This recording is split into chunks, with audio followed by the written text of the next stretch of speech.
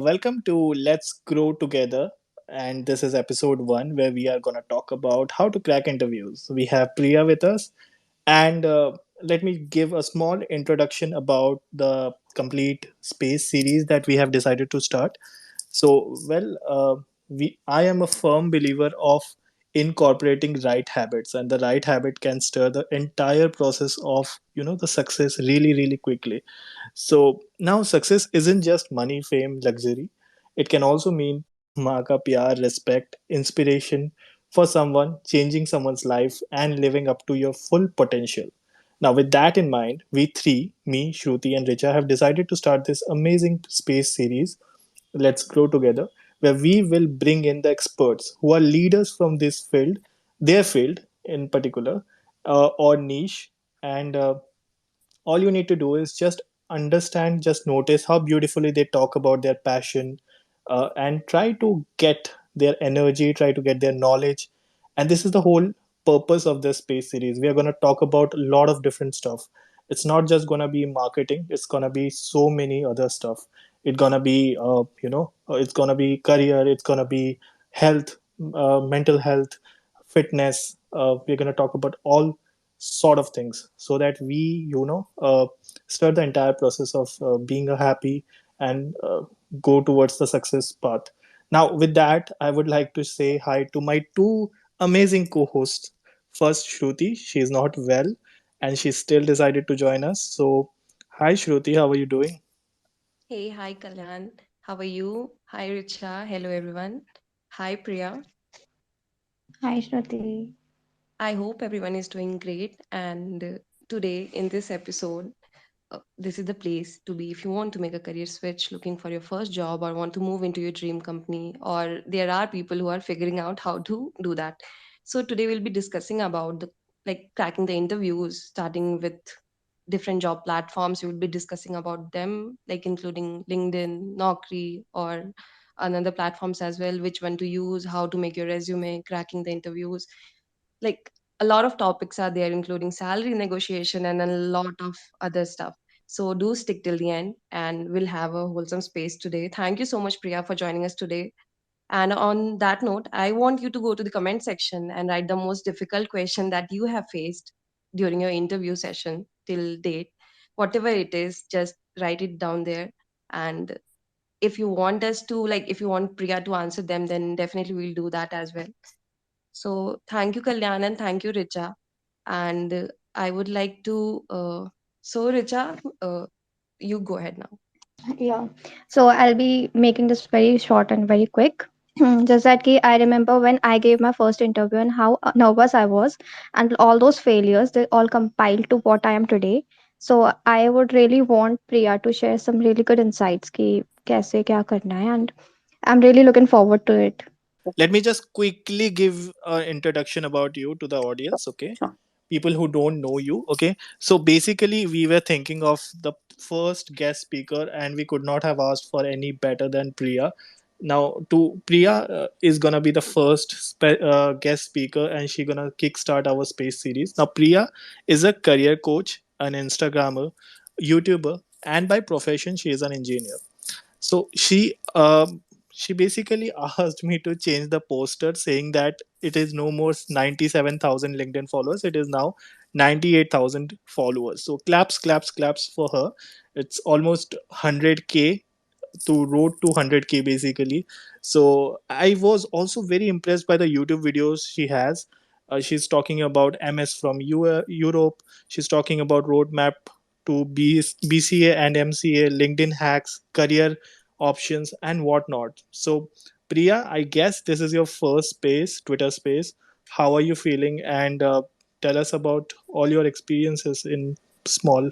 Yeah, Kalyan, actually, obviously, this is my first one as I'm actually facing a lot of struggles, trying to figure out how this works. And I mean, it's not just about a space, also, it's about, trying to converse with people without having to see them, also. Because until now, whatever I used to do, be it via YouTube or be it via my workshops or live workshops, it's always very feasible for me to, connect with people, see them and talk to them. So that's a pretty new concept to me. But nevertheless, let's try this. I'll enjoy this one as well. And thank you so much for such a, warming introduction.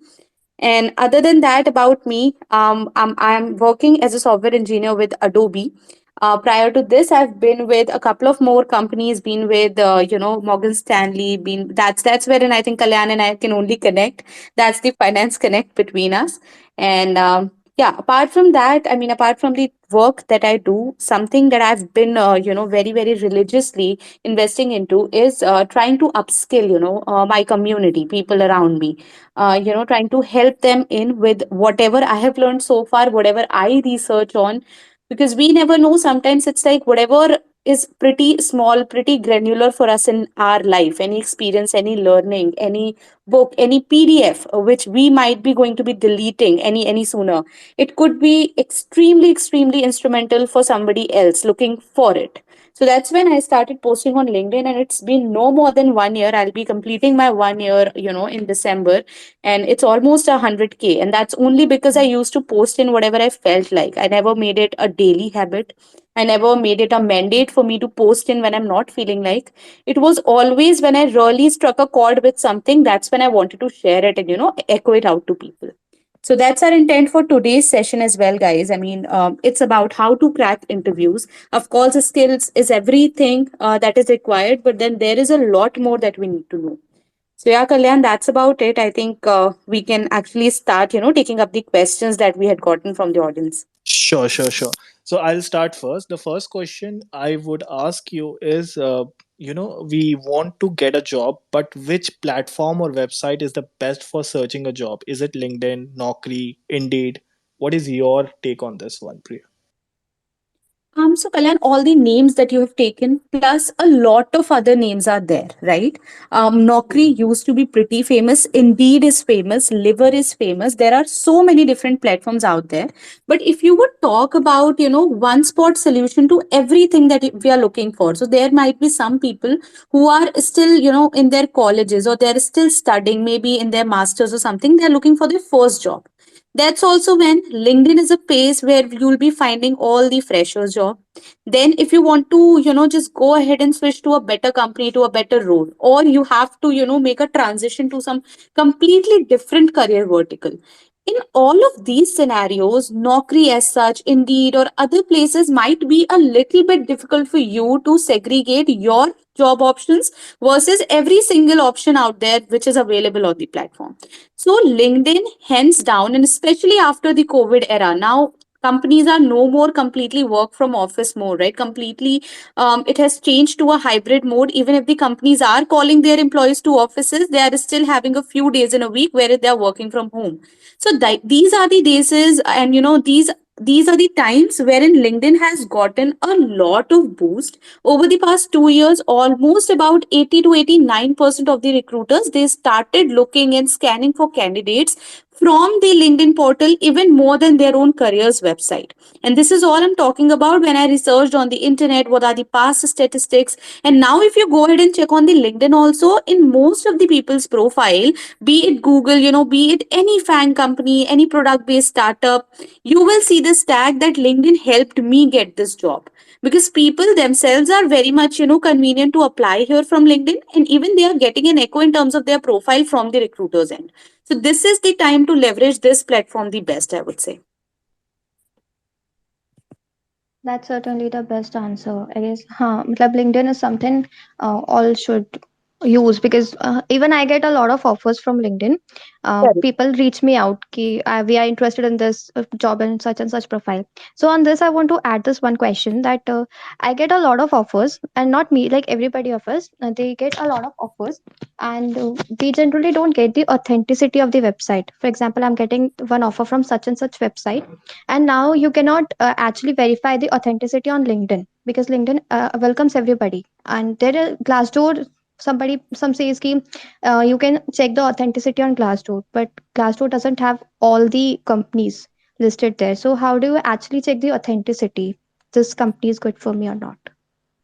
So Richa, I mean, authenticity as in of what? The offer or the company or the person reaching out to you? As in, what do you want to Yeah, say? there are so many fake companies nowadays who Correct. attract people, and they have good profile, good website and stuff, and people get stuck there. And there are also some companies who demand for money in exchange of jobs. So there are That's companies like true. that. That's true. All right. So I think there should be a couple of, core pointers that we should be very, very careful about, be it LinkedIn, be it Glassdoor, be it any other website also wherein you're applying from, except for the careers portal. Careers portal is obviously genuine. Apart from that, even if you're using LinkedIn, which is, very, very good platform and it's extremely useful too, there are three, four things that I want you to follow, right? First of all, do your complete research. Do not just click on the jobs tab and start applying randomly. Let's say I'm looking for an SD2 profile, and whichever company, whichever job or notification is showing up, I'm applying there. Don't do that, because that's how you are wasting a lot of your time in the first place. And second, you are actually inviting a lot of fishy companies, a lot of fishy people to come in and, trap you in a way. So first of all, do your research. Even if you want to become an SD2, what is your salary expectations? Go to Google, search it out thoroughly. Which are your target companies, or which are the companies which are paying in that range? They could be any sort of league. Second thing that I do personally, and that's my personal, tip, is I genuinely go to YouTube and I start watching people's interview experiences. I start watching, people's, transition experiences. They were working in TCS, they went to some XYZ company. Now that's wherein you actually get to make it out very easily whether the company is authentic or not. Because if that company is pretty new, something around 11 to 50 employees, then that is the only one wide all case wherein you will not be able to find any YouTube video or anything on the Google itself.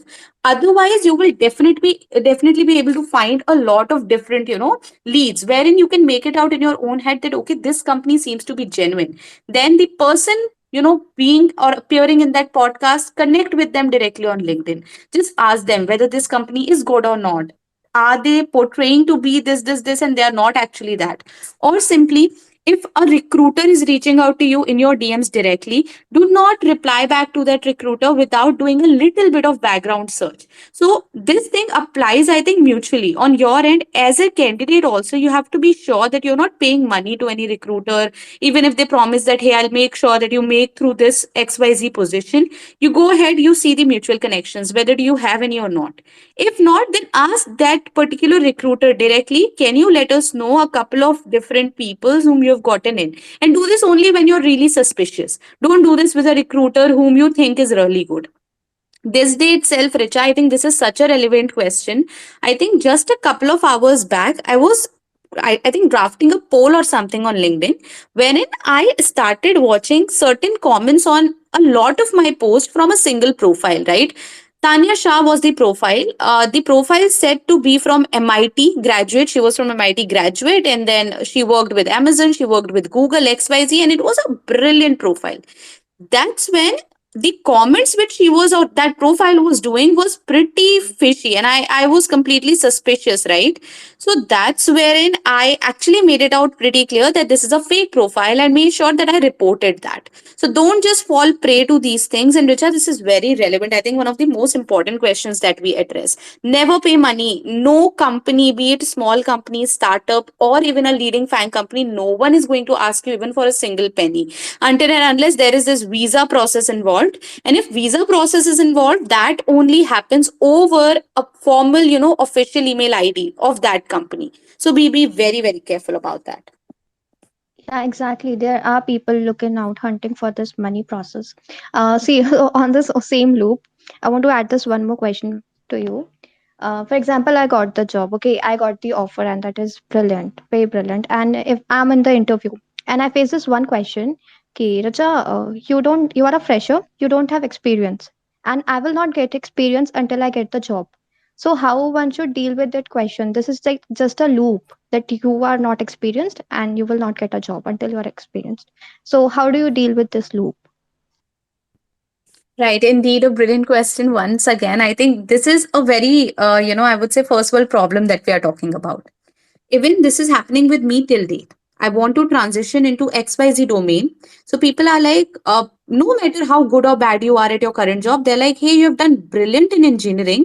We don't think you should switch. I'm like, hey, I don't want you to judge whether I want to transition my career or not, or I should do it or not. It's just that, would you be able to give me this opportunity to learn something new? And they're like, no, you're very good in technical. Let's say we don't want to give you management right now. So this is a very, very first world problem, and it wouldn't happen to just the freshers. It will happen to everybody in every run of their life. Even if you talk about some technical manager, right? Some TPM, technical program manager, with 7 8 years of experience and brilliant work with some good product based company. Now that's the day when they want to make a switch to product management, right? That's wherein they will again start facing this issue that, hey, you've got a great experience in technical domain. I don't think you've got any experience in my product vertical, and I wouldn't give you a job. So this is a problem that you are going to face not just once, twice, maybe a lot of times, as in when you would want to transition to a higher position or want to transition your vertical entirely. So there are a couple of things that you should do on your end, and then there have to be a certain way to present yourself in the interviews. That is what this session is all about. First things first, do not apply for an outrageous role just like that. Do not think that you are just 2 years into the industry or just 2 years being an MTS1 or SD1 at some company, be it a FANG company or any company for that matter. You go ahead and you're applying for manager roles. This will not work. Even if very, very randomly you get a chance, you make it through the interviews. So let's say you're working at Google, which is a great product based company. Then you apply, for being an SD or manager at some product startup. So they will obviously be very lucrative towards your profile. They'll be very impressed. They would want to give you a chance, right? Someone is coming to build from Google. So they will bring in some expertise together as well. So that's when they might end up giving you some interviews, but then you will not be able to convince them very, honestly that, hey, I'm just 2 years into the experience and I will be acing as a manager too. So don't apply for, over the top roles. First of all, be in your own limits, gain and learn a lot. You need to do this estimation on your own end. You have to actually access your own skills, whether I'll be able to manage a team or not, or whether I'll be able to create or curate a product from scratch or not. Once you're done doing that, you should be able to start investing in various different credentials which would establish or which would prove your point in front of the interviewer. For example, I want to break through into product management. I am an SD1 and SD2 doing great in my life. Now, if I'll go to some company and I'll tell them, hey, I want to become a product manager, they'll come to me and say that, no, you're not experienced enough. How can I establish this? Without a job, I'm not going to get experience that is required, right? There are other ways to do it too. I can build up my own product portfolio. I can invest in building up my startup. I can do some very, very reputed accreditations, or I can do some very reputed certifications, right? I'm not talking, mind you, I'm not talking about the certifications from Coursera or edX. Those are just paid ones. You pay for it, you scroll the bar, and there you'll get the certificate. They are not reliable anymore. Everybody knows about them in the industry now. So that's wherein you have to make sure, if you're not getting your experience the traditional way, then get your experience the non-traditional way. Just change your paths. Let's talk about it the other way around. You are, a data engineer, you are an analyst, and you want to become a software developer. Now people will be like, hey, you've been into analysis. I cannot give you this developer job. How can you convince them? Just by speaking, just by talking out loud about you? No, you have to stand in a position where you're second to none. You show them your real life projects. You build great projects. You have a great GitHub repository, maybe, or you have great open source contributions, or you become a competitive programmer with a great ranking. So now all these things are going to speak for yourself. They'll echo what you want to put forward. And that's wherein the process becomes very, very easy for you, Richa. So I would say, rather than just going and trying to convince the other person, try to convince yourself first that you have to gain XYZ expertise. Once those expertise will be there under your sleeve, I think no company, no recruiter is fool enough to decline that kind of a candidate. That is amazing, Priya. So ये तो समझ में आ गया कि अच्छे job कैसे ले, but अगर हमें इफेक्टिव नेगोशिएशन करना है एचआर के साथ about the Hmm. Salary, Hmm. so how should we do that? Because if someone is having a conversation with the HR and ये salary negotiation वाली बात है, तो somewhere people fear speaking up to their true potential, yet true expectations. Hmm. How should one deal with this? How should one manage this? Salary negotiation, I think, okay. So Kalyan, I think there should be a certain level after which you should decide whether you should be going for salary negotiation or not, because this always does not works in our favor. I have seen, I keep on talking to a lot of young aspirants as well, and a lot of great minds which make it to some, brilliant companies at such an early age. Now that's when they feel like, we have made it to Google, we are so good, and there is a certain kind of, pride or ego that builds up, and then they are like, hey, I wouldn't take any lesser money, I want more money, I want more ESOPs. That's when they want to negotiate, but it goes a little bit, around the corner, and then they're like, the recruiters are like, hey, we cannot offer you anything further, and maybe sometimes the offer get dissolved as well. So I would say, first of all, do your research. Research is the answer to, I think, 100% of the questions that we are going to take here. You need to go ahead, you need to check it on Fishbowl, you have to check it on Glassdoor, Ambition Box. Just go ahead, see what is the genuine salary bar for that particular profile. Let's say SD1 at Google is getting this much. Now that's not it. SD1 at Google can also be someone with 10 years of experience who might be into the analysis domain or some other domain, and now they are coming to development. So they'll start with SD1. Their compensation will be fairly very very different as compared to what is being offered to you, because you're a fresher out of college, or if you're a fresher out of an IIT, or if you're a fresher out of, not a tier 1 college, any other college, then also the compensation will be different. This is a sad but harsh and true reality in the industry. We cannot go ahead and fight with the HR, then pay us as equal to the other person whom you have taken from IITs. We cannot go and tell them this. Perhaps after a year of you demonstrating how good you are at your job, you will get an equal opportunity to get promoted, you will get an equal opportunity to get, compensation, to get more stocks, to get different kind of bonuses. And this is my story, Kalyan, very honestly. So when I actually was interviewing for Adobe, that was an off campus one, right? Everybody apart from me in that basement was from IIT and IT, and I was not. I was literally petrified. I was like, I can never make it to Adobe. But that's wherein I saw that they are having these elimination rounds. They're eliminating everybody having 9.9, 10 pointers, and I'm like 8.6 and standing there, and I'm like, whether I can get in or not. After I made it through that round also, I think that year only some 108, 109 entries were there who were actually finally selected to be hired. Out of those, only 8 to 9 were non-IITians. So that's your story too. That's okay. But when it comes to salary negotiation, I never said I'm gonna, negotiate my salary, offer me this, and that. I waited for 1 year. I took charge of two of my projects. I did them to T. I got two awards. I did two projects. I got two awards, one for each.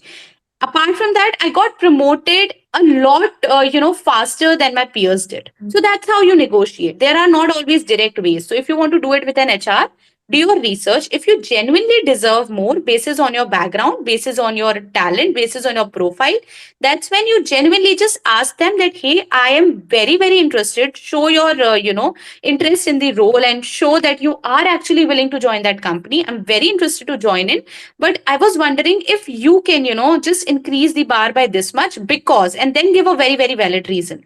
Because there are XYZ employees, don't name them, but just tell them, with similar background, from similar college, with similar year of experience, having paid this much. So I think I can also get this much. So that's how, either you improve it that way, or if these things are not working in your favor, then the other way which I followed is going to be your way.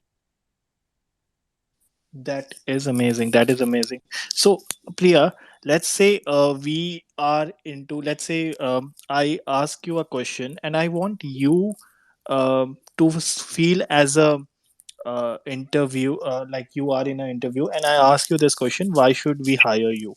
Now, this Hmm. question can go different ways, right? So, what would you answer it if I had to ask you this question? I will not answer my answer here, Kalyan. That's for sure. But yes, let me tell you what I do for myself, and that has always worked miraculously. I mean, I can promise you guys this. First of all, never Google it out. How to answer? why should we hire you, or what do you bring to the table, or tell me about yourself. Don't google these questions. I mean, there is a why to all these questions, and you have to figure it out for your own self. First of all, let's say I'm someone, I love technology and I'm applying for a technology role at a FinCorp, like I did in Morgan Stanley. They clearly asked me, hey Priya, tell us about yourself and why do you want to get hired for this company? Kalyan, if I would go and I would Google it out, they would tell me to just like literally ratify a elevator pitch and tell them blah blah blah blah blah. This is who I am. This is what I have done. This is why I want to be at your company. Now the interviewer sitting in front of me has taken perhaps hundreds of interviews. He clearly makes it out at that first question, and this question is always the first question which is asked after you enter the room. So he clearly makes out that this is the person who is not coming honest, this is not their story, and then you kind of lose your momentum of the interview right then and there, and you actually leave the control to that person. Now they know you, they have judged you, they will take it forward from there. In all of my interviews, Kalyan, I've always taken the charge of it. I make sure that in their why I am coming up very honest from the credo of that company. So this is my trick. If I'm applying for Morgan Stanley, I'll go ahead, I'll read the about that company, their ambition, their aim. What do they want to achieve in future? So it's not just the number, what how are their stocks doing, or what are they doing, how well are they paying their employees? It's about what their vision is, what Morgan Stanley wants to achieve lastly, or what Google wants to achieve lastly. That's how I align their ambition with my ambition. That personally in my life, this is what I want to make, or this is what I want to ultimately achieve. Then I actually establish a synchrony between the two, and that's what I convey. That, okay, I want to get hired by your company because there is just one company in this entire world which is working for XYZ, let's say, which is working to empower women, or which is working to empower rural areas to have a better financial education or something like that. And that's exactly what my motive is. And don't fake it out, because they'll have cross questions. This is not an ideal straight up answer that they would completely ignore. They will have their cross questions, and you can only align with those cross questions if you genuinely have that intent. So that's how I answer this question. Now tell me about yourself is when do not boast. I just have this thumb rule. I only follow this thumb rule. Do not boast. So while I was interviewing for Adobe, I had already filed for a patent, and Adobe is very passionate in terms of patent.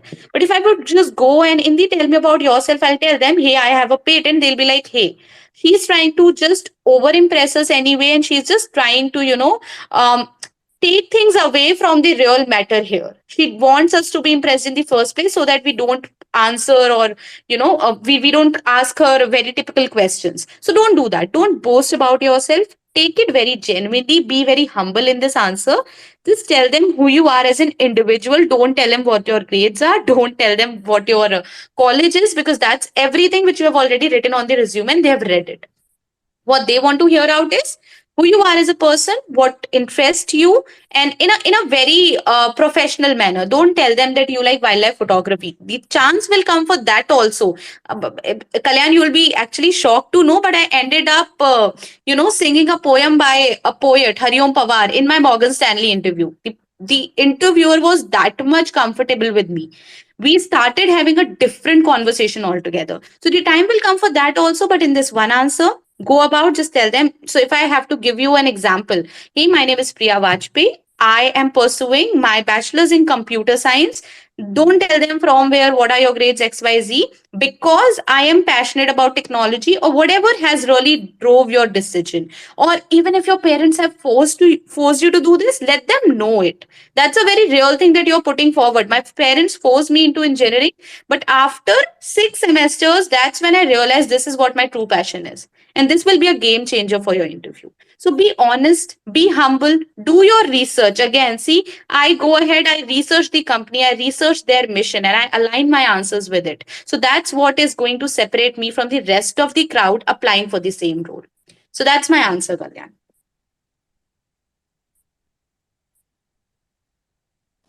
That is great.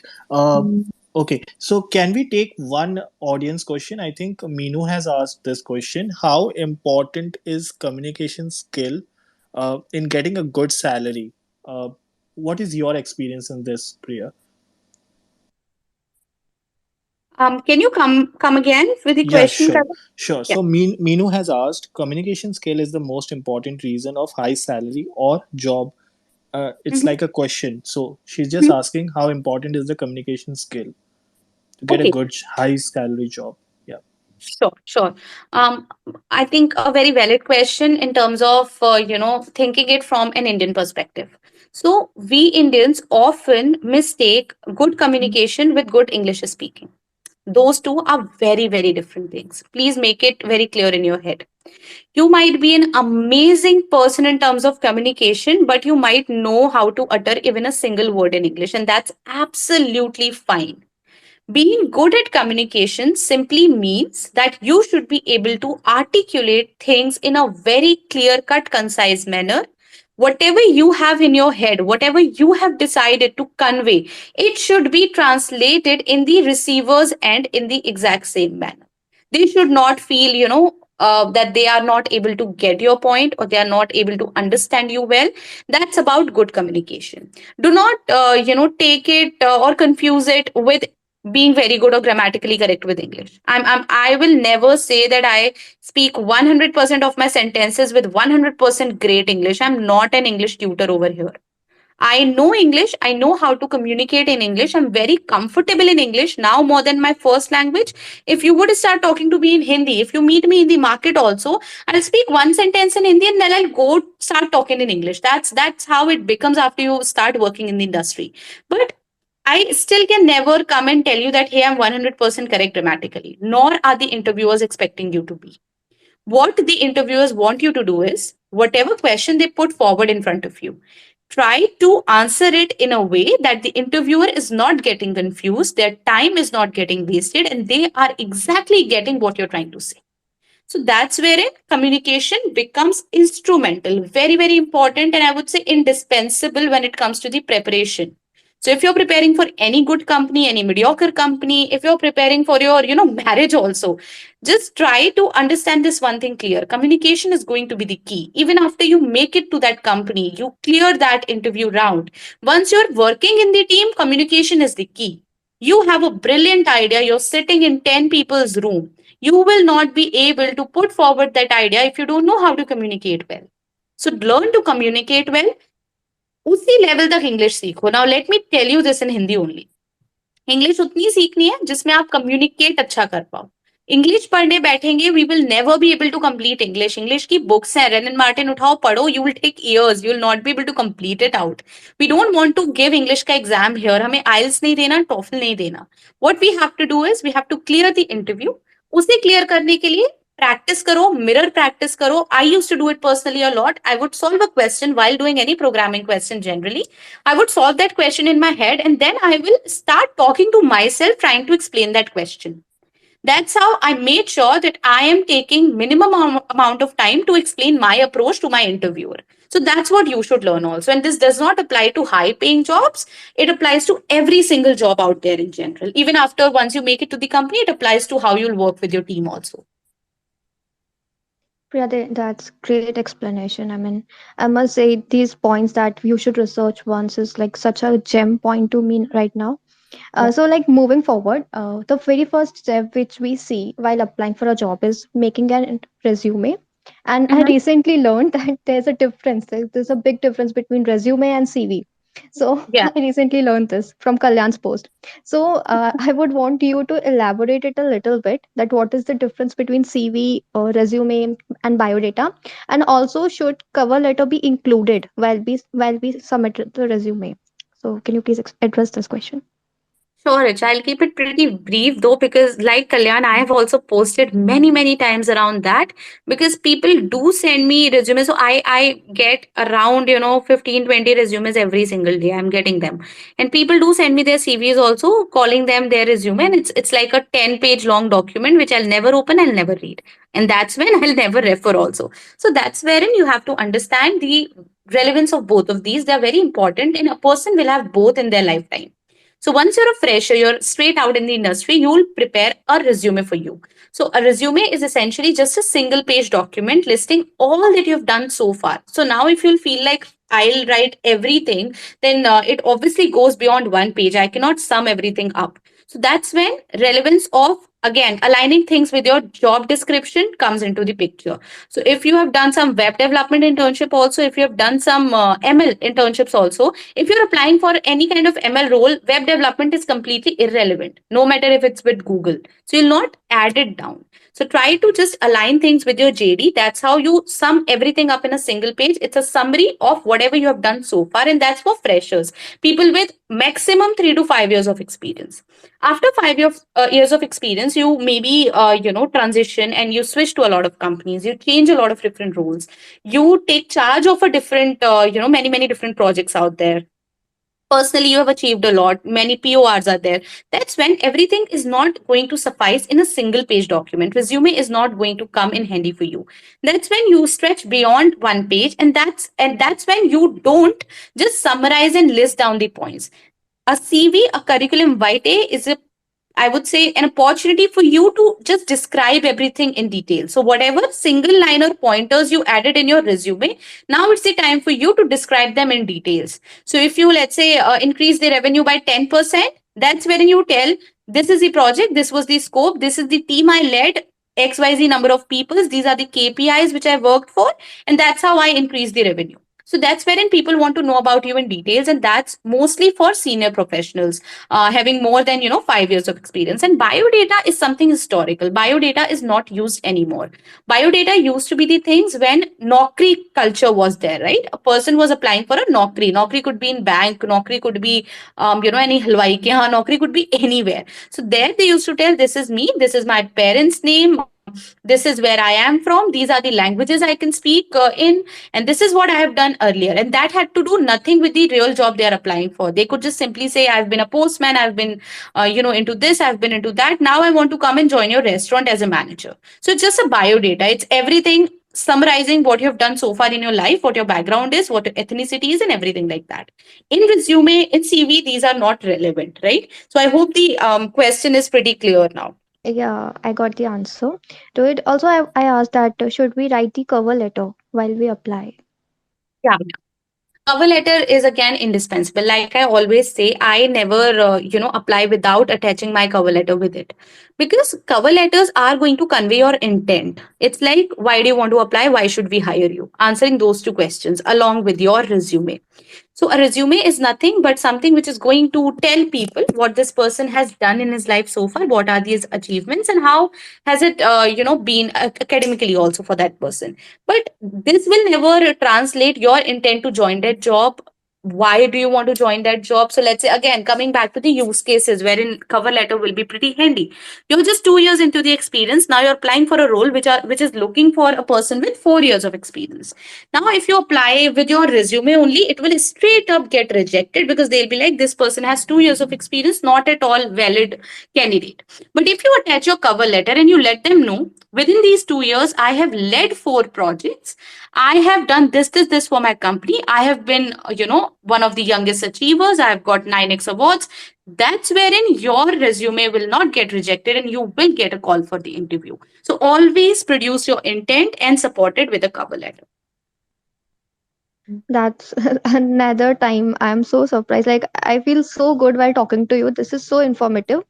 And on this thing, I was talking to one of my friend and वो बहुत time से अपने job के लिए परेशान था, and I asked him this question, what is the main thing which bothers you? And this one thing he says is कि सब है मेरे पास, I have all the skills, I've done all the preparations, but one thing which is lagging is कि मेरा resume select नहीं हो रहा, shortlist नहीं हो रहा.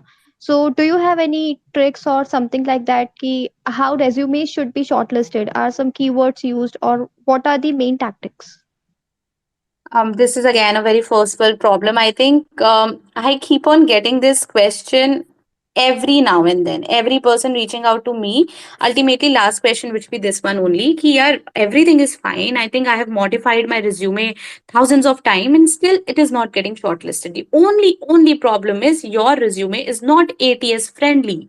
You are applying on the careers portal. You are applying from, let's say, LinkedIn. You are applying from Indeed, Naukri, whatever. But there is no person sitting on the other hand. Try to understand it this way. You are not submitting it to a person who would give it a manual read and then they'll put a cross or a tick on it. It's going to a machine, and that machine, that system has to understand that these are my requirements, ABC points are my requirements, and these ABC points are somewhere written on your resume. That's when it will pick it up, otherwise, it will completely throw it off. So, first and foremost trick, always make an ATS friendly resume. How will you check your current one? There is this website called resumeworded.com. Head up to that website. I think the first time I checked my own resume, I thought it was pretty brilliant, but the score completely, they it just throwed me off the shore. It was, I think, around 40 or 50, which is pretty bad. Your ideal score should be 80 and above. So that's when I got to know that I should not be, putting up my attention on making it very aesthetic and very appealing. I should rather make sure it could be pretty simple in terms of the design, just a black and white piece of paper, but it should be ATS friendly. It should be written in latex. So there are various different websites wherein you can use templates and make the ATS friendly resume. Second thing that you need to do is what you mentioned also, Richa. Make sure these ABC pointers, which I talked about, are somewhere or the other mentioned on your resume. So always tailor your resume as per the job description. That is the greatest hint. Now, why do we align it with the job description? That's how behind the scenes also the HRs are doing it. So HRs are actually getting this software, ATS software is there, wherein they take their job description, they see, okay, so these people are not technical, they don't understand, let's say, what Kubernetes is. They will just say, acha, theek hai, manager se Kubernetes aaya hai, they'll pick up this one word, they'll put it into your ATS system. Now that system is going to search for Kubernetes in your resume. If it's not there, you are lacking up 1 point there. It will not get shortlisted.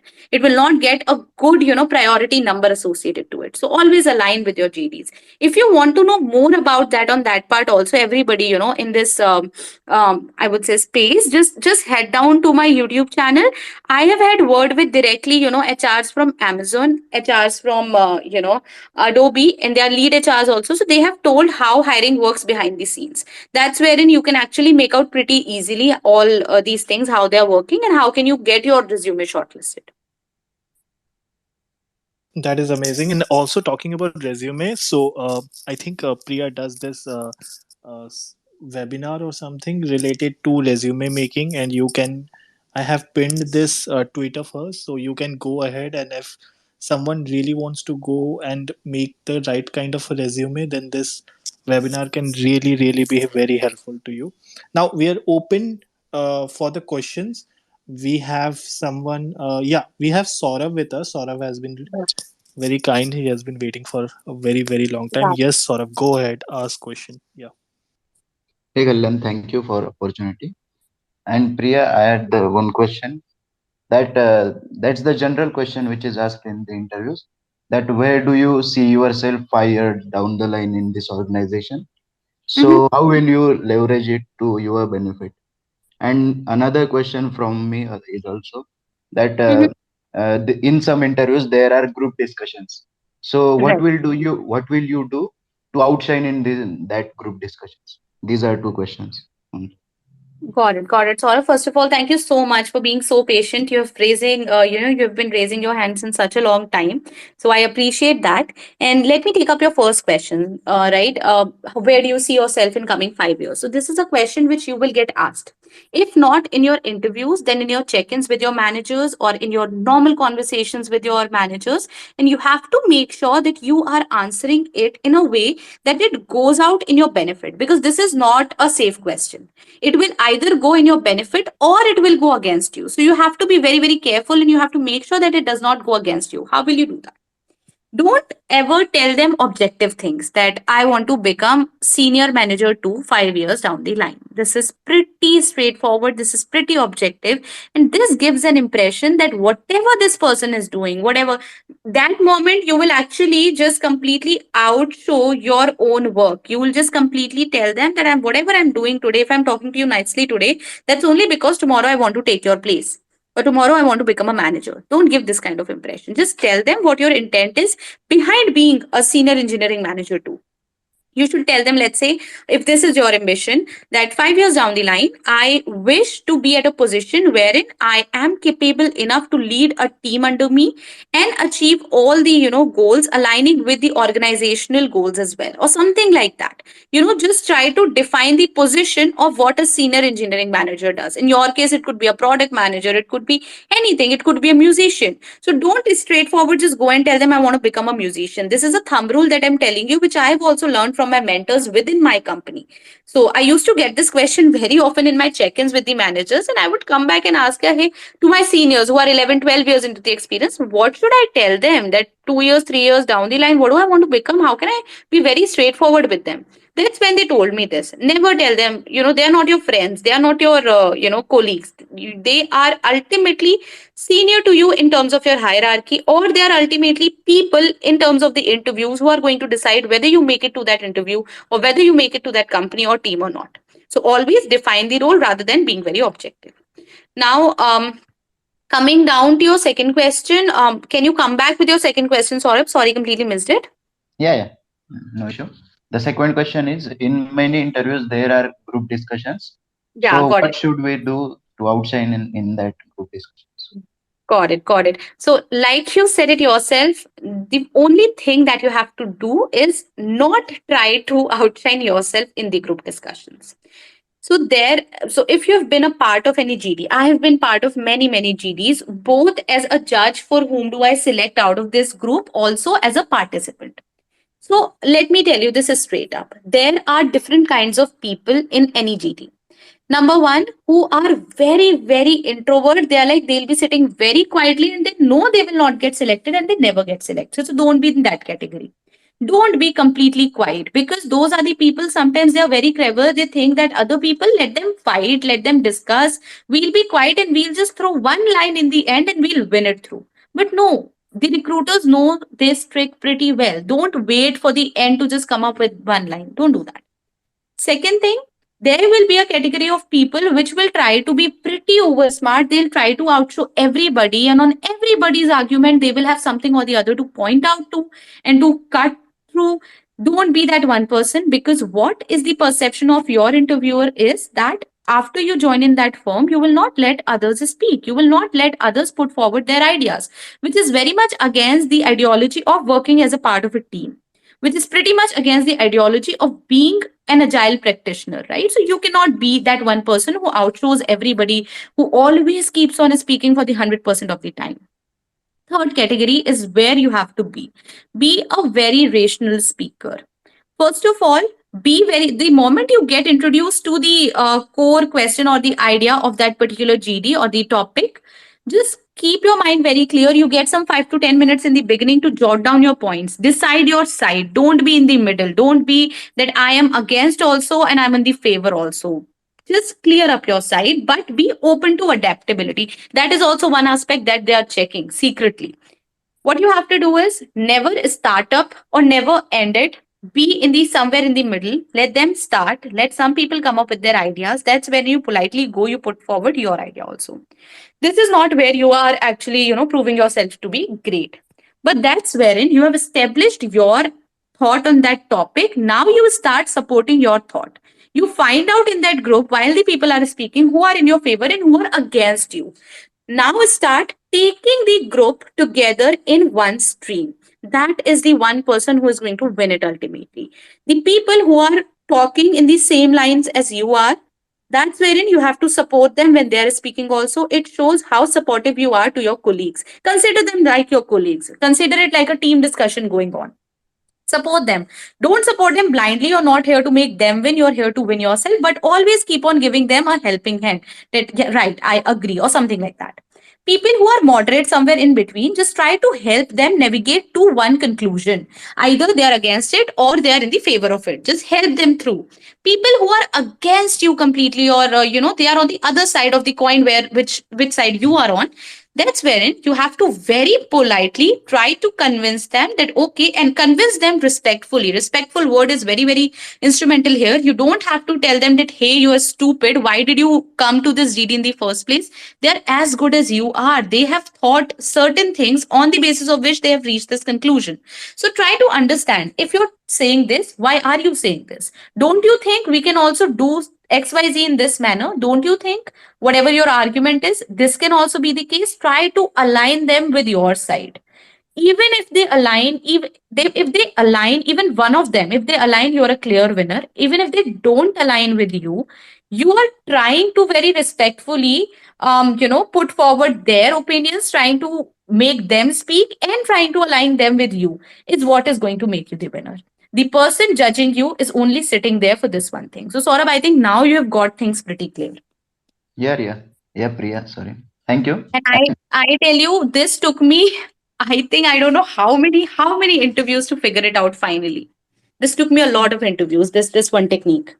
Yeah, yeah, yeah. One more question, last one. Mhm. Some interviewers ask you questions about finding about your ideologies. They put some questions, some conditions where they test our ideologies. Hmm. So how to counter that questions? Research. Before entering that company, research what that company promotes. So if you're talking about Google, research googliness, what googliness is all about. Understand the concept. Don't just read through their principles. Reading through wouldn't help you.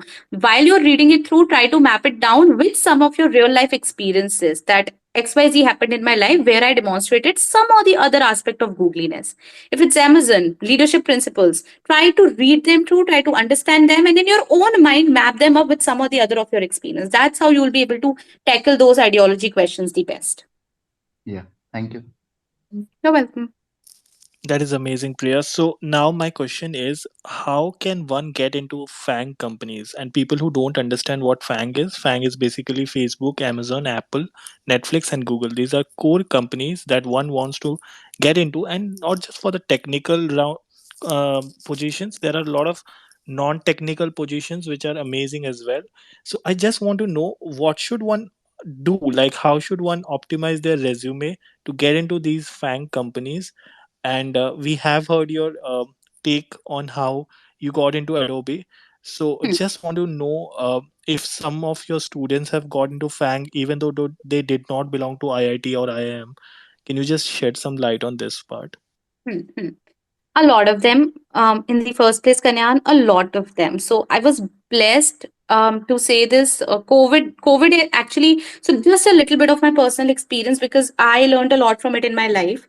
I lost my dad to COVID. That's when my life completely changed. That's when I realized that there are a lot of children like me. Maybe they have lost both their parents and they are looking for some resources. That's when my intent of uplifting the student community started, and I ended up just donating whatever I had, whatever resources, whatever books, whatever PDFs to them. They started reading. I coached them with what I knew, not with the intent of being some kind of guru, but just with an intent of making them reach where I reached in my life, whatever, small or big, right? That's wherein a lot of them made it to FANG companies. Let me tell that in the first place.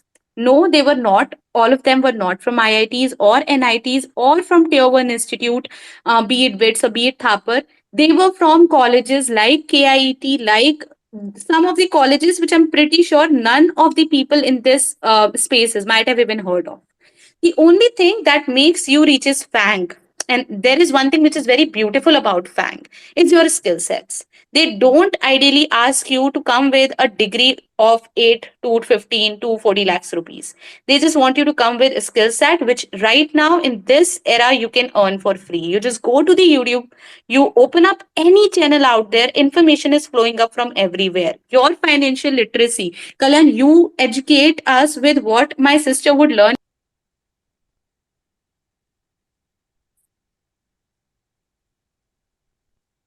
Priya, I think Priya का voice नहीं आ रहा, right Richa?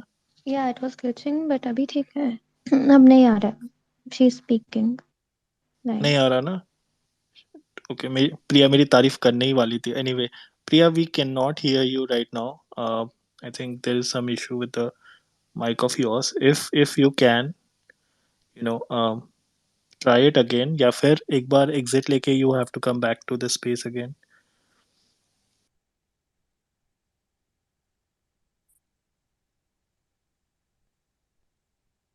Anyway, we would I think I'll talk to Priya.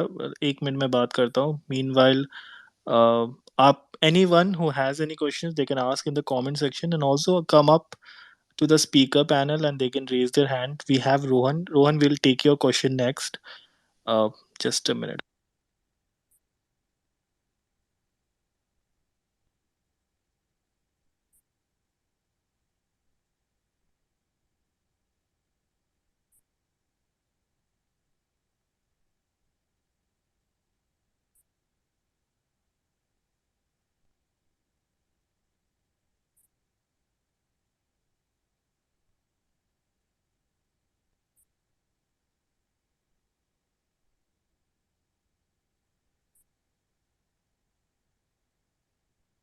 Meanwhile, I would like really thank you, Kalyan, for the space. काफी अच्छा space है. I think we all are learning a lot here. है ना guys? मतलब मेरे को तो personally बहुत ही ज़्यादा अच्छा लग रहा है. Absolutely. I guess thank you Richa. और आपने भी तो हेल्प की है ना, ऐसा इतना मॉडेस्ट बन के क्यों बोल रहे हो आप. वैसे mean while Priya is also joining. कुछ तो ग्लिच आ गया था तो she is joining back. But yes, Richa and Shruti has really help me. बेचारी श्रुति कुछ बोल नहीं पा रही है बिकॉज उसको बहुत कॉफ एंड स्नीजेस हो रहे हैं. श्रुति गेट वेल सून. सब लोग एंड कमेंट ओके, सेक्शन में सब लोग कमेंट कर दो श्रुति के लिए get well soon. Get well soon. Yes, we have Priya back again. Hi Priya. Yeah, I don't know. I just got dropped off. Anyways, let me just quickly continue with my answer. So, I think that is when it's good in this times to get hired at whichever company you dream of, because they are just looking forward to you having the right skill set. Having said that, Kalyan, I don't really believe in FANG. For me, FANG has been FANG gum in the first place. Adobe and Microsoft is what I always add in. And then apart from this, there are a lot of product based startups which are, even better in terms of their work culture, in terms of their growth opportunities, and in terms of their salary and compensation too. So I would highly encourage people to try to go for FANG also, but apart from that, aim such product based startups also. It depends on where you are in your career trajectory. If you're pretty new to the industry, try to be in the places wherein you can learn a lot in your own domain. Don't try to be behind these big names, because mostly in these big companies, this is the challenge which I have personally faced. This is the challenge which a lot of my colleagues, younger ones, they are facing these days, is that everything is pretty well established. So if Google is there, they have got their products in place. Ideation has been done. Everything is now in place. You are just there doing a lot of maintenance work, you're doing a lot of support work, doing a lot of enhancement work. You're not actually thinking how the product was built from 0 to 1. You're the part of 1 to 100, and could be anywhere, could be in the 99 phase, could be in the second phase too. So try to join an opportunity wherein you can get to learn about the domain a lot. Now, how can you make this happen? First things first, as I said in the answer to my first question, always try to get the right skills from the right sources. Don't go behind a Coursera certificate or an edX certificate just to be able to show that certificate on your profile. I have done it myself. I have done the same mistake. I invested a lot. I used to waste 500 like that, purchasing some course of Udemy. When they say it's a sale live till 5, they have a sale every single day going on. It's just a, way for you to purchase their courses, which I also realized after my college was over, right? And I actually ended up spending a lot on that. Just go to YouTube, just go to right places, just download good books, just download good PDFs, try to gain the right skills. Practice as much as you can. If you're into my vertical, if you're into technology, if you're into engineering, into product, then that is all that matters. You learn great skill sets from some good books out there, from programming it day and night and doing a lot of hands on. Build projects. Don't build projects which you see on the internet. Don't build something which has already been built. build something which does not exist. So that's how I ended up filing for a patent in my college itself. Because I went back to my home, I saw that Alexa, Bixby, inke itne, advertisements are running, and there is nothing for people who are deaf and mute. They cannot say anything, they cannot speak. So don't they have any right to have some kind of facility? Like we sit in our car and we just say, I want to go to India Gate, and it just shows up the map of India Gate. What if a deaf and mute person wants to sit in a car and they want to do that? So I ended up finding a problem in my ecosystem. I wanted to solve that. I created a solution of that, and ultimately the solution was noble enough to be filed as a patent. So that's how you start learning how to implement your learnings in the real life scenarios. And if you will have this one neck, trust me, any company you join in, any startup you join in, you will outshine everybody, because everybody could be a good programmer. They can be great at communication. They can be great at pleasing their seniors. They could do anything, but they cannot inbuilt or inculcate this habit in one day. It takes years to form. So whichever line or domain, or whichever I would say a phase of your career trajectory you're in right now, try to imbibe this within yourself. And then to make it through, once you get the right skill set, try to put it up in the right way. So if I wanted to be a career coach, you will not know I'm a career coach until and unless I let you know that. I can let you know that in various different ways. I can keep saying it day in and day out. Hey, I'm a career coach. Why would you believe me? We are not fool over here. We are in 2022. I have to do something. I have to build my profile. I have to connect with people. I have to coach some people. And then their testimony is what is going to, speak for me. So try to build such credentials around you.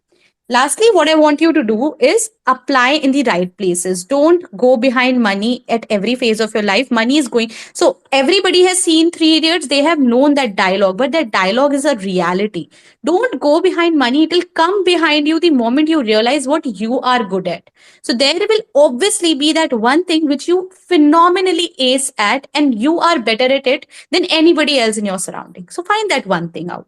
There are many people, Aman Dhattarwal, Striver, the controversy going on, but then both of these people are doing phenomenal in their lives. Look at Striver. He learned programming. He came from a very non-traditional background and made it to Google, one of the best companies, clearing one of the toughest interviews. And then you look at Aman Dhattarwal. He did not wanted to go into engineering. He never made it to engineering or whatever.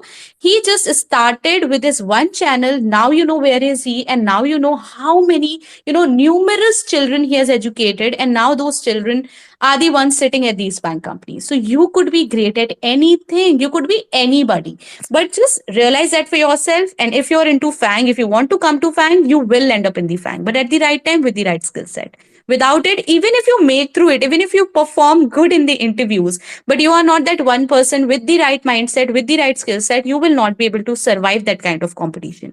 People there are brilliant. People there are not novice, right? So this is my advice to everybody here. That I is think that's amazing. Okay, Richa. And also, just Richa pointed out कि अब वो Fang Fang नहीं, अब वो ममांग हो गया है.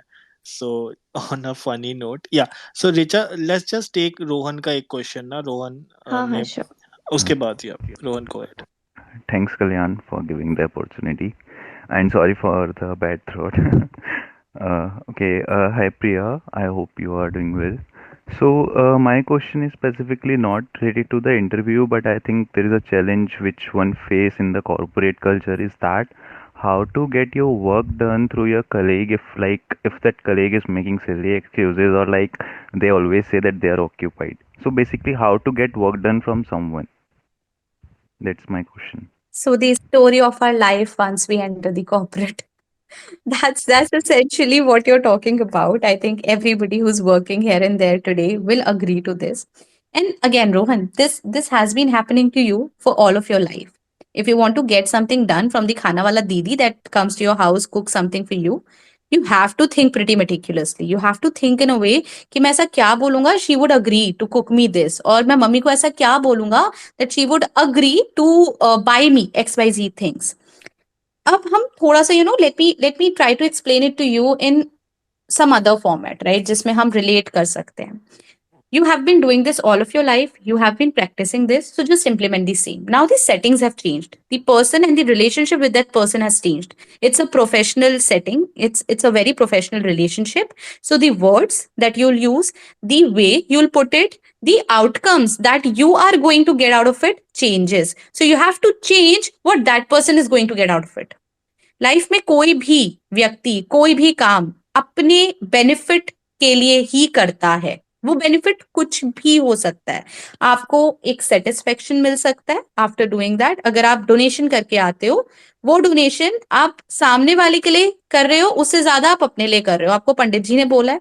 और you are that kind of a person जिसे लगता है मैं ये डोनेट कर दूंगा, I will be able to help somebody out, and that's how you feel happy. अपनी हैप्पीनेस के लिए कर रहे हो मोर देन उस बंदे की हैप्पीनेस के लिए जिसे वो चीज मिलेगी. That's how. सबसे पहले Rohan, you have to figure out आपको जिस भी कोलीग से काम करवाना है, what is in there for them. अगर वो अपना 1 मिनट भी उस काम को दे रहे हैं, अगर वो अपने 10 मिनट, 1 घंटा, 2 दिन, वट एवर बैंडविथ अगर वो दे रहे हैं, उन्हें क्या मिलेगा? Of course, you have to respect their time. Of course, you have to respect their efforts. So try to evaluate this. Try to see what are they going to get out of it.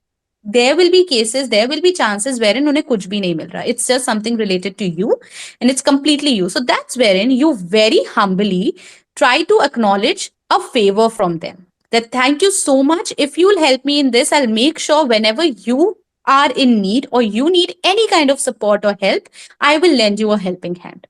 So be like that. Be very open in the conversations. Try to make it bi-directional. Hamisha unidirectional things are not going to work. They might work you once or twice. They might not work for you every single time you're trying them. Otherwise, people will start classifying you as a selfish person. यार अपना काम होता है आ जाता है.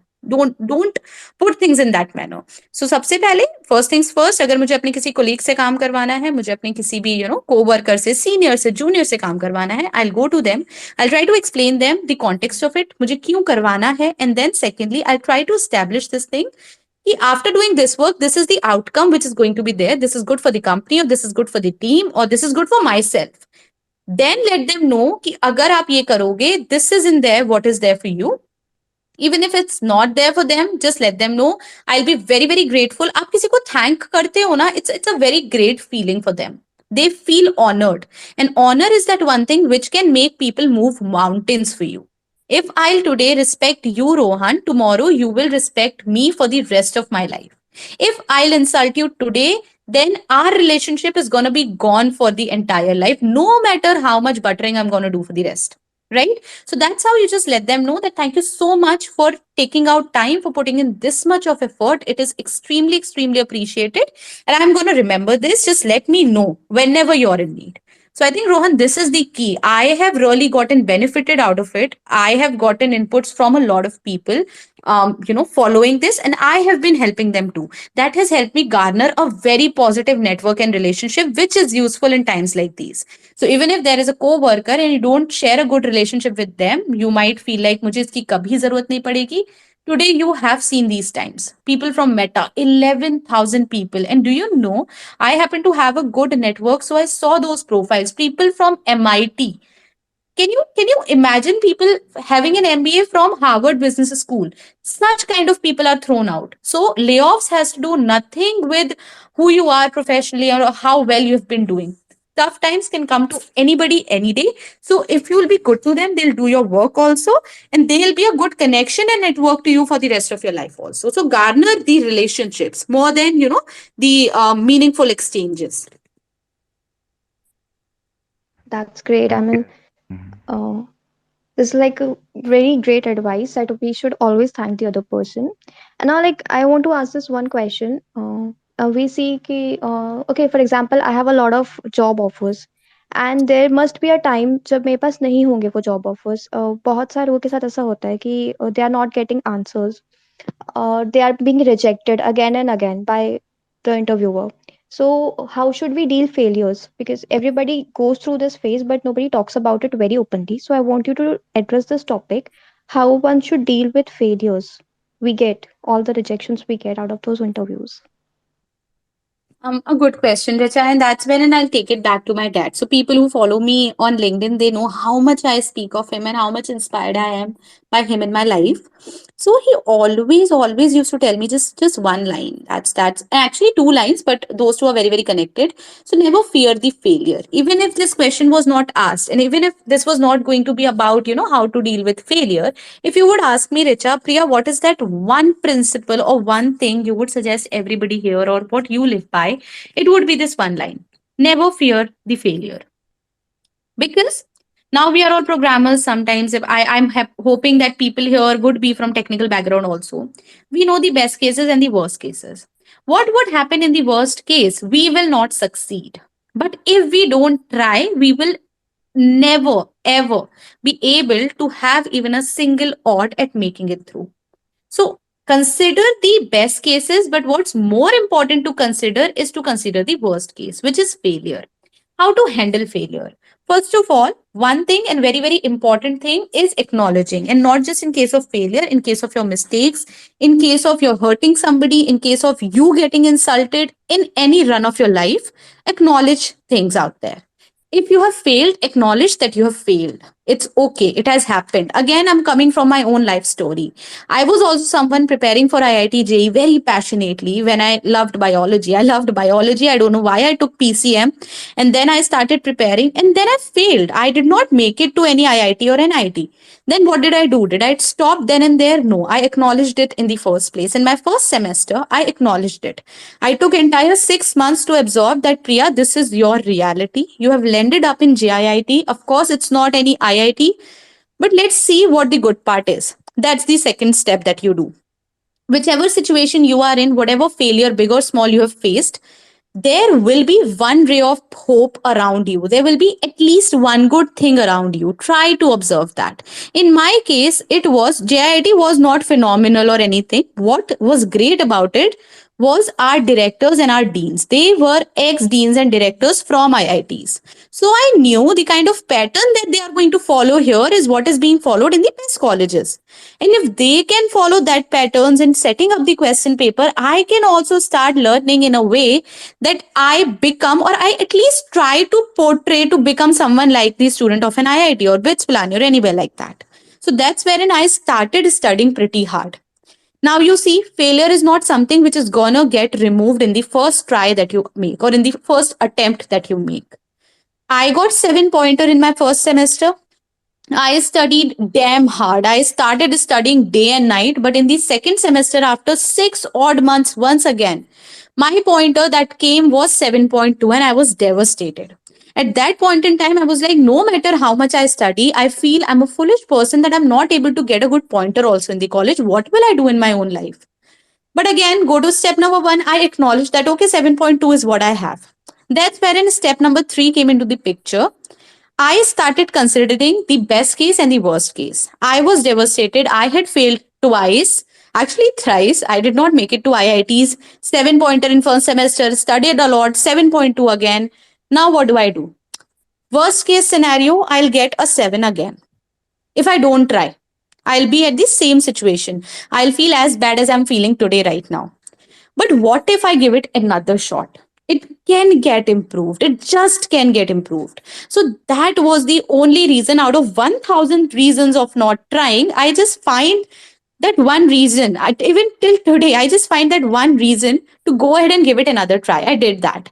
And to my utter shock and surprise, actually more than surprise, it was a shock. It was 8.4 and it was 8.5, then it was 9.2, and then it was 9.4, and then finally a 10. I mean, I can never imagine this if I go back to the Priya I was in 2016, my first year. So that's how you deal failures. Acknowledge them, try to find that one reason to stick to it and give it another shot, then consider the best and worst case, and then keep throwing yourself in the hardest scenario you can, because that's wherein you will shine through. So we have actually listened to quite a lot of dialogues in the Indian movies, but we don't really, consider them seriously until the time comes. So a diamond only shines when, it is actually it goes through the entire process of polishing and everything, which is pretty rough and pretty tiring for anyone. So you will also shine through, but for that to happen, you have to make sure that you are going through the tough times, you're making those tough choices, and you are sticking to it. You're not leaving, you're not exiting at any point in time. That is true. That is true, Priya. Well said. So we'll take one or two audience questions as well. I'll get back to you, Tejasu. First, let's go towards the Richa question. She asked in the comment section, "What is the correct way to include sabbatical in the resume?" Oh my God, sabbatical. Okay, I'm speaking this word for the first time. Okay, how to include sabbatical for the first time in Okay, so sorry, sabbatical in the resume. I'm so sorry. resume. Yeah. No, no problem. So, I mean, Richa, again, a cross question to you is what kind of sabbatical this is. So, if I talk about Adobe, once we complete 5 years of service here, we get a sabbatical, which is a token of appreciation that this worker has been with us for 5 years. Now they should get some time to relax themselves, and then after recreation, they can come back. So, that's a sabbatical. Another kind of sabbatical is wherein you voluntarily ask for it that, hey, I'm not able to concentrate on work for XYZ reason, and I would like to take a break for, let's say, 1 year or 2 years or whatever without pay. So that is leave without pay. So first of all, I would like a little bit of clarity on this question. What kind of sabbatical is it? So this is a different Richa. She is in the audience section and she asked Uh-huh. this question in the comment section. So I'm not sure which sabbatical she is talking about, So let but her answer that. I mean, let let her answer that. Maybe then we can take. yeah, sure.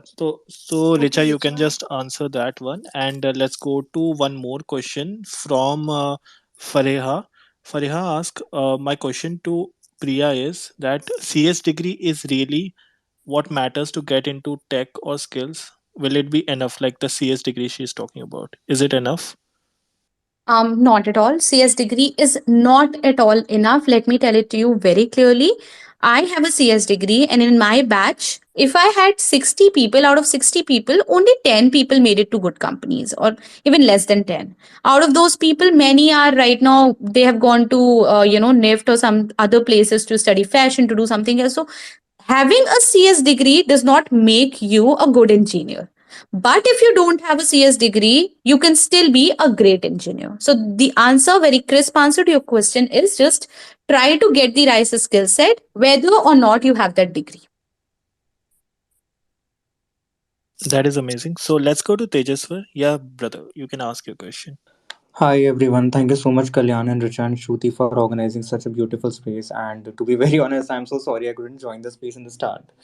I was just somewhere occupied, but on the same time, since I've been hiring a lot of people nowadays for one of the startup that I've been involved into, I realized one thing that I really wanted to put forward too, and also I wanted to ask this question since I am new to this hiring culture and all. I've realized one thing that there are a lot of people who are having skill set on the resume, but they do not have that skill set when it comes to practicality. Like for example, I have taken a lot of interviews in the in Yes. just past 1 week. Like I have literally Mhm. interviewed around 10 15 people, to be very honest. It's not a very big number if you just think in the very start, but it's a big number when you just go ahead and try to hire in tech. And but what I've realized, the fact that the people I've taken the interview, they are not very apt with what they are, I mean what we are asking for. Showing to be. Yeah, so I Yeah. mean, sorry, saying something. Nay, I think your point is very valid. They are not at all what they, portray to be on their resumes. Exactly, and that really hurts every single point of our operations and work. Then we have to literally just below our expectations. We have to somewhere lessen down our expectations, and then we have to hire some people who are not very apt. To be very honest, this is like very sad when we just go ahead and listen to these stories that everybody is just getting laid off, and there are no jobs available in the market.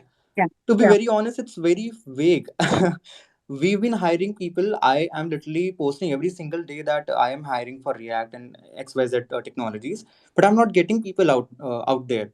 Even these Hmm. platforms, they are not also not having people. So this is something that I really want to understand. First, my question is, how do I hire good people on the same time, and also how to make sure that the person who I am hiring is going to sustain in the company. That is the biggest problem that I am facing right now. I mean, if you can answer that question. Thank you so much. So, Tejaswa, it's a very apt question, and I would say a very nested question. There comes a lot many questions out of this one question, right? First things first, people are not what they portray to be on their resume. They are not aligning with your job description. They just need a job badly, and they'll put random stuff on their resume just to get interview. It takes nothing on their end, but on your end it wastes a lot of your operational costs, it wastes a lot of your bandwidth, and then there is no output for the company or the hiring side of it.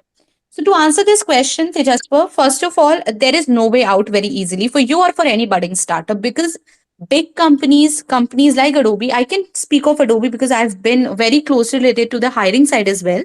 Even we are not able to crack it through till date. Even we get many resumes, and after we interview the candidates, we get to know that this person is putting up vague stuff on their resume and we should not hire them. So there is a smart or intelligent way out of it. You will have to give them some time. You will have to call them down to the interview. But the moment you call them down to the interview, what you have to start off is, do not ask the question. So let's say you mentioned React. Don't talk to them about a generic question on React. Don't start putting up questions, interview questions from React. How we do it, or how any intelligent process would be doing it, is they must have mentioned one or two projects. Now, if a person is not who they are portraying to be, if they have some other projects or they have done something in their life but not related to React, you start querying their project directly. Even in my first round, they started querying on my project. That's wherein, without wasting hours into that one interview, you can make out very clearly in the starting 5 minutes itself that this person has not done anything React, or they have not got enough experience, or whatever experience you are looking for. So start from the practical experience. It's the best way to, just find out that one, odd pointer on the basis of which you can make out whether that person is in or out. That's one. Other question, Tejaswa, that I think buds up from your question is that these days what is happening is, the people that you hire are not really staying back at your company. They tend to, either move out, or they switch very quickly, or you have to ultimately, get them off. They are not performing up to the bar. So what we do, again, I am not someone, I cannot answer this question very, aptly with my experience, but I have seen this happening in my company, and I can tell you that from that perspective. First things first, there has to change something within the business model of your company, how your employees experience your company. So in any company, there are two, three different facets of it. If you talk about Adobe, there is one side which is how people or our customers, or lastly our tenants, they are experiencing Adobe. What is their experience with our products? Other side would be our leaders. What do they think of our product or our company? Is it sustainable? Is it going to be good? Exemplary, what Mark Zuckerberg is thinking of Facebook right now, Meta right now, is it going to sustain in the future or not? It is going to sink down or not? Third side, and a very important side and relevant one in your context, would be the employee side of it. Are the employees feeling well supported? Are they interested? So even if you hire the right mindset, the right kind of talent, the apt person, the perfect person for you, they will only stay back in your company if you are having something under your sleeves to give them, to offer them in return. They are working day and night. You make sure that the work environment, that the work culture is as such that they are having something or the other, some USP, to stick back to your startup or company, or to not move out. Even after you do all of this, people will still move out. If I talk about Adobe, Adobe is the best workplace for employees. They take care of us like anything. Even the family is not, taking care of you as well as Adobe does. Even in the night, if you don't feel back, you just open up, you take out your iCard, you call on that number. There's a GSOC number. They'll come, they'll send a doc to you to your place. So even I think Facebook and all, they don't have such things for their employees what we have for our employees at Adobe. Even then, People are switching, they go to better places. So you can never hold back an employee. Don't go and try things like bond, etc., because if these things will be there, you will not be able to hire the good talent in the first place. If they are good enough, they will not want to get binded with a company for a long time. So don't get into bond wala practices. You can rather practice to make an environment very good and supportive for the employee. Even then, just keep this much margin up to yourself that okay, even if we provide them with the best of the infrastructure and every single support out there, some of them, a little fraction of them is still going to move off. That's why we have an entire hiring vertical, right? That's why we hire every single year. Otherwise, we have a great team. Why do we want to get in new people? They are going to stay with us forever. So this is not going to happen, Tejaswa. I I just hope that it's slightly clear. I'm not able to answer all of your questions very perfectly because I'm not from the hiring vertical, but that is what I have experienced so far. No, actually, you have literally, just put it the right version of how Yeah. the system works in technology sector. Yeah. Just because I'm also feeling this way, no. Generally, startups are not very much apt with this sort of perspective. So, Of thank you so course. much Yes. for answering that question. But also on the same time, when we talk about a product based company, Hmm.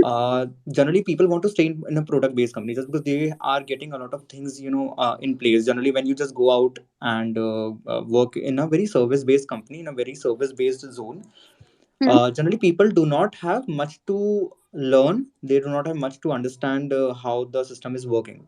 The Yes. kind of system that a product based company Hmm. offers is like Adobe, the thing Yeah. that you just mentioned. Hmm. Also, there are not that many perks available Correct. in such sort of startups. That is something that basically hurts the whole environment of the hiring as a whole. Just recent example that I have, I hired somebody who is working since past 15 years, Hmm. and the saddest reality is he was getting underpaid. He was like literally working for like 15 years in the system with one of the companies, and he was just getting so less salary. I won't I won't take the number. I won't Yeah. share the Yeah. number, but Hmm. he was just getting so underpaid. We had a conversation with him. He just wanted to change the company. Just like 1 month back, he left the company, and I had a conversation with him. I Hmm. told him that let we can just be with you. We can just hire you and all that and stuff.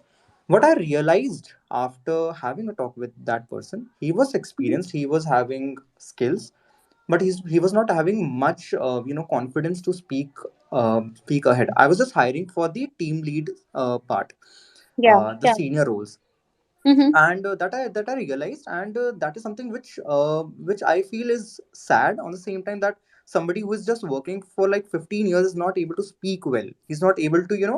communicate his perspectives. Just like, for example, if I want to make him Correct. communicate with the US department, that is not Correct. Correct. possible. So So, how to basically determine that perspective, how to basically communicate that perspective with certain people, and also how to develop that skill in some employees, if you have any sort of perspective around that, if you can Uh, share some experience this is around that. this is very relevant, Tejaspa, and it becomes very important for you right now to take in picture the trade-offs.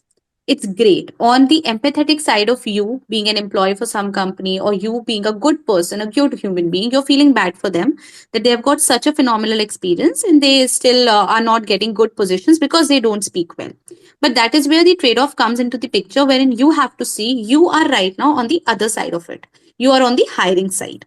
Even if you go via your emotions, you end up hiring that one person. You are ultimately you're causing a loss to your company, because tomorrow they'll not be able to lead a team well. They'll not be able to communicate their ideas well. Even if the ideas are brilliant, they're extremely well, they'll not be able to put it forward, and it's not going to be any use to you. So I would say in professional settings, stick to your principles, stick to your values, but more than that, stick to your company and its own, business perspectives and values and goals. Ultimately, you're not the one who's going to pay that person from your pocket. It's the company's money. So you have to channelize it in the right manner.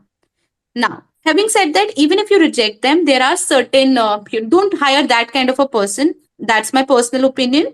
Just try to let them know. And this has happened to me also a couple of times. If I'm not perfect or apt at some or the other skills, the great interviewer would be the one who would genuinely reject me at that point in time, telling me that this, and this is what you don't ace at. That is why I'm not taking you in. And now I will tell you these steps you can follow to remediate these limitations of yours. And then, after you have worked on your skills, come back, apply again the next year, and I'll get you hired. That's how you are changing their entire life. You are helping them for a lifetime. If you hire them today, they don't perform well, you end up firing them a couple of months later. It is going to just sabotage their, first of all, self respect. They'll feel bad about it. They'll have a failure to overcome. They'll take some time for it. It will waste a lot of time for them. It will waste a lot of time for you. You will have to do the entire process of hiring and firing again. And lastly, it will not end up helping them. It will not change the person. So don't hire them in the first place. Secondly, let them know what needs to be done. So now let me tell you what needs to be done to improve somebody's communication skills. The only thing that can help you, so people, my English teacher, your English teacher must have told you to start running through the dictionary, start going via 10 words a day, or start reading English newspaper, English novels. They don't help. You read it, you try to understand it. If you don't understand it, you go through the dictionary, you find the meaning of a word. You can retain it for a day, but you will 100% sure shot forget it a couple of days after. You cannot memorize it. It wouldn't go to your long term memory. What goes to your long term memory is your conversation with people, your bond with people, what you're feeling at that point in time, how emotionally you're into it. The emotions could be anything. You're either very angry, or you're either very anxious, or you're either very excited to listen to somebody. That is the moment wherein you will retain that conversation. If the conversation will be retained, you will retain the words, you will retain the phrases used, you will retain the sentences used, and hence, next time you're talking to somebody, you might end up reusing that particular knowledge base of yours, which is there in the subconscious mind. So the Jaswa always suggests people to start talking to other people in English without having very hesitant that they'll be not talking properly, or they'll end up missing out on some words or the other. That's one. Number two, ask them to speak to themselves more than talking to anybody else. They have to start talking to themselves, because they don't have any fear of failure there. They don't have any feel of getting judged by the other people. They should just stand in front of the mirror, whatever topic they pick up. So let's say I pick up cricket. So I watched a match yesterday. We all did. We felt so bad. Ask them to start talking to themselves and start describing the entire experience. Start giving yourself an interview. Start talking to yourself. That's wherein you'll see, hey, I'm getting stuck. I'm not able to find the English of, let's say, Samanjasya. Abhi I can, bet it. यहाँ पे इस space में भी there must be very many people जिन्हें सामंजस्य का English नहीं पता exactly. आप वहां अटक जाओगे. वर्ड यूज करने हैं सामंजस्य, यार इंग्लिश में क्या बोलते हैं, गूगल करोगे, 100 जगह से सर्च करोगे सामंजस्य के, एडिशनली आपको बहुत सारे वर्ड्स मिल जाएंगे around it. It's opposites, it's synonyms, and that's how you start building up your vocab. So just advise them for betterment. Give them a hope. Hope is the last thing we are all living for. We still hope for better days to come in our life, for India, for the entire world, for the entire universe, right? So give them a hope.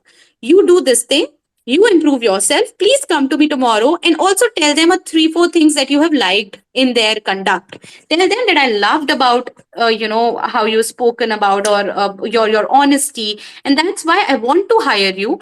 I am also limited by my role. I'm not able to hire you at this point in time. Do this and this, and I'll certainly hire you the next time you apply. So I think that's the way to move forward. Thank you so That was much, quite Priya, insightful. for I believe sharing such Tejas, we good have received a perspectives. proper response to his query. Thank you so much for answering that, Priya. You're welcome, guys. Okay, now, because we don't have much time, so I'll be asking the last question. A lot of people over here we have, and the question is that, Priya, women do take career break after marriage. A lot of women are out there who do take career breaks, be it because of marriage or some XYZ reasons.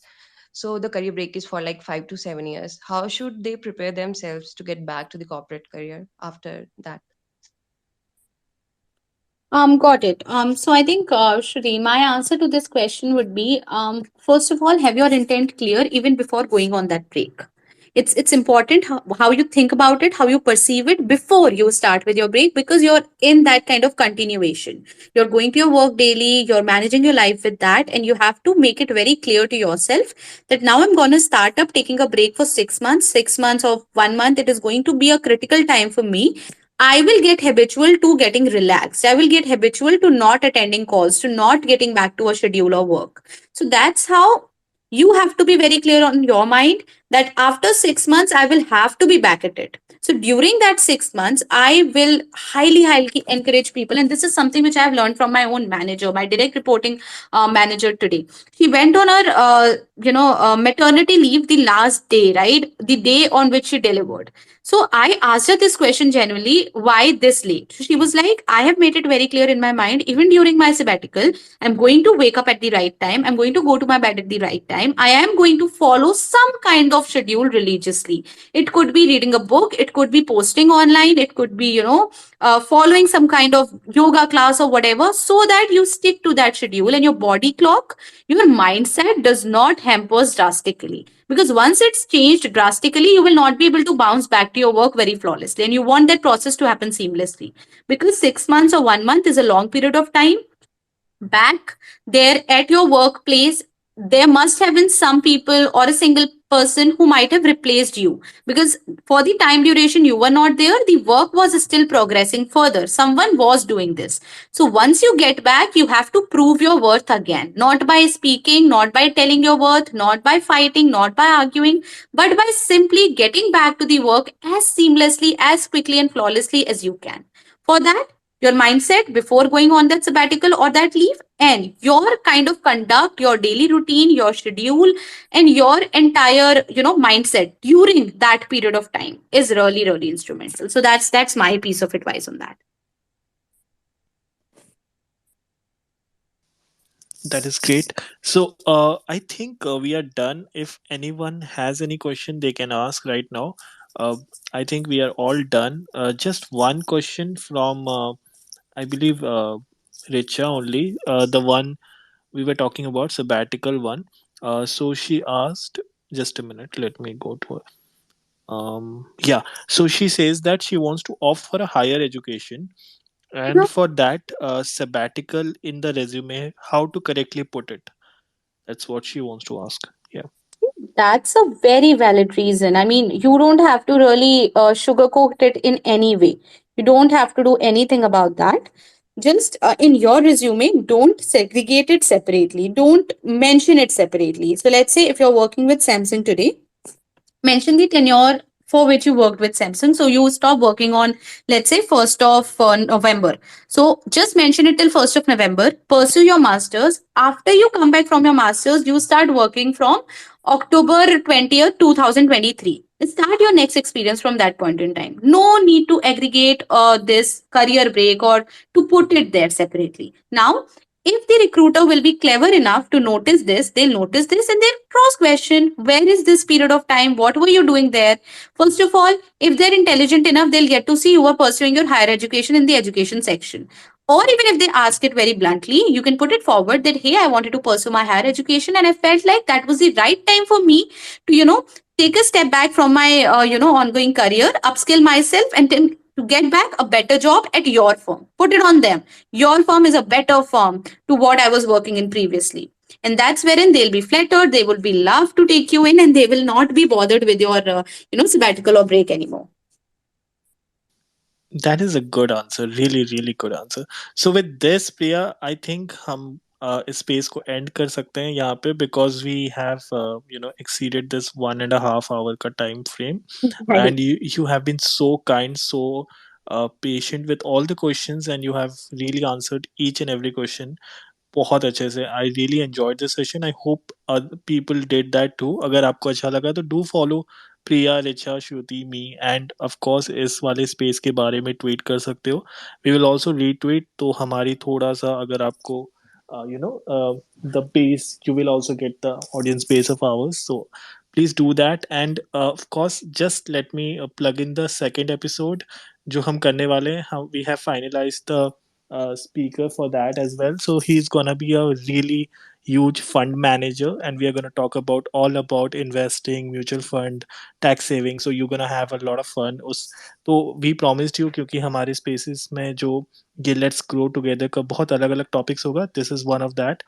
So do join us. उसके बारे में we will start promoting after some days. But yeah, that's the thing. Richa, Shruti, you wanna add something to this? I would just say कि बहुत ही अच्छा space था Kalyan, and I learned a lot, and I I can definitely say कि सब लोगों ने बहुत कुछ सीखा होगा। प्रिया ने बहुत अच्छे आंसर्स दिए हैं and it was like amazing space ever. Thank you Priya for coming and giving all these answers and Thank thank you you, so guys. I much. mean, to all three of you, Kalyan, Richa, and Shruti, I can tell you this one thing for sure. This series, the space series is going to be very, very beneficial. Like you mentioned, I'm so much intrigued about the next space already. I'm going to be joining in for sure. And rest, everybody, I'll highly encourage you all to, just go connect with all four of us. I think all of us are on LinkedIn as well as Instagram, as well as Twitter, YouTube. So try to connect with us there, because apart from these spaces also, if you have some doubts or some questions in your mind, we would be more than happy to, take them further and answer them in person also. So feel free to connect with us, I think. And thank you guys for starting up with this initiative. Brilliant one for sure. Okay, Shruti, you want to add something to it? I would like to thank Priya. Priya, thank you so much for joining us today. It was lovely having you with all of us. And thank you everyone for hearing us. Thank you, Richa and Kalyan, my host and co host, for organizing this and helping me and doing everything. So thanks a lot. Thank you to all the speakers, to everybody who have asked their queries, and I hope everybody have received the answer to their questions. Yes, thank you so much, Priya. Thank you, Shruti. Thank you, Richa. Thank you, everyone. And we are gonna end the space now in just three, two, one. Bye bye, guys. Thank you so much.